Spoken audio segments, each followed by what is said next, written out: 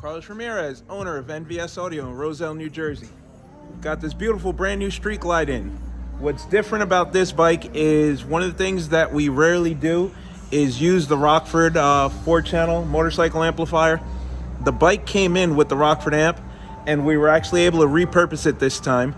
So we're using the Rockford 400 to run the horn tweeters and the grills, the Hertz SVs in the uppers and the lowers. Then we added a Sound Digital 1200.2 across 2 Hertz SPL Show 8s mid-bass drivers in the bags. So there's nothing in the bag lids. This bike only has upper fairing, lowers, horn tweeters, and 2 8s in the saddlebags.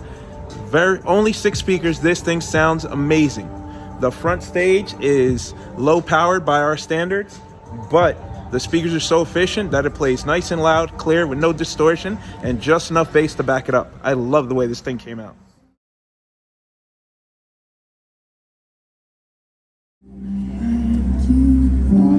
$200 in the bag.